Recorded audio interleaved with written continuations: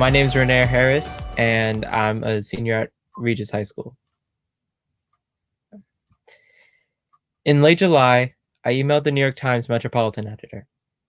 I pitched a 1,000-word piece about the racism I faced in my high school and what my school did to address it.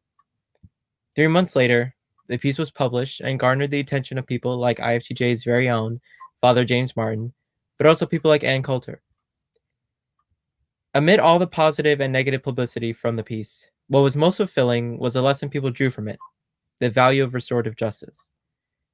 Restorative justice necessitates our institutions to look introspectively at the structures that they have created and maintained, and to break them down in favor of new ones.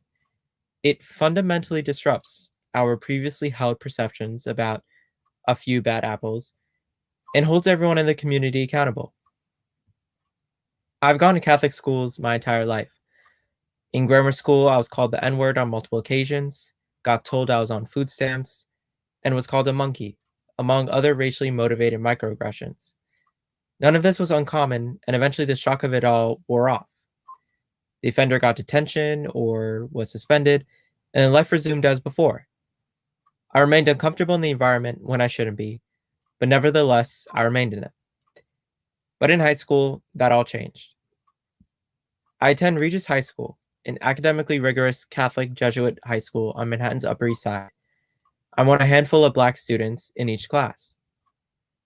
Classmates have made numerous comments over the years about how affirmative action puts them at a disadvantage for getting into top colleges. While I know my friends may have innocently tried to put me at ease about an already extremely difficult college admissions process, I see it very differently. Was affirmative action an excuse if they did not get into the college of their choice?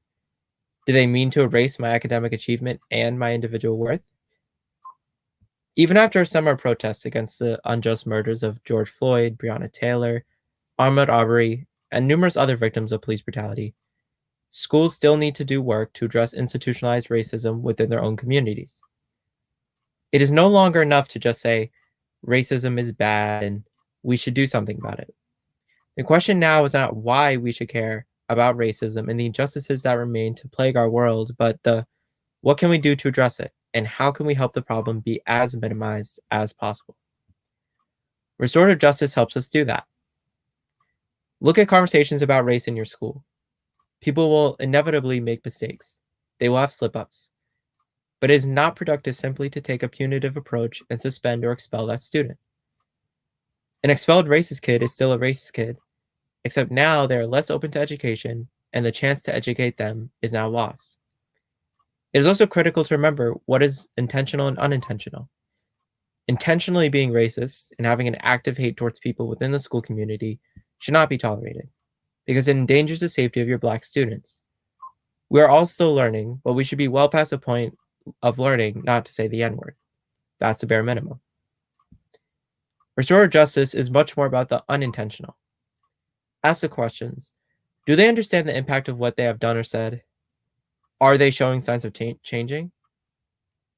Knowing the difference between the intentional and the unintentional is difficult. Now, at the end of the day, is a call that a school needs to make, but they should do it as a community with input from students, teachers, administrators, and others. Restorative justice is a path forward that, when implemented correctly, and when the rules are applied to everyone as they should, means a better community for all. When there are racist incidents at school, such as students saying the N-word as a part of hip-hop culture, or otherwise not in an intentional, direct instance of hate, it is resolved not by detention or expulsion, but it's sitting both the offender and the victim in a room with a mediator and understanding what went wrong and when. It involves involvement from faculty members, administrators, teachers, and the students themselves in a community-wide effort towards understanding. Restorative justice helps us create a safer and healthier environment for all.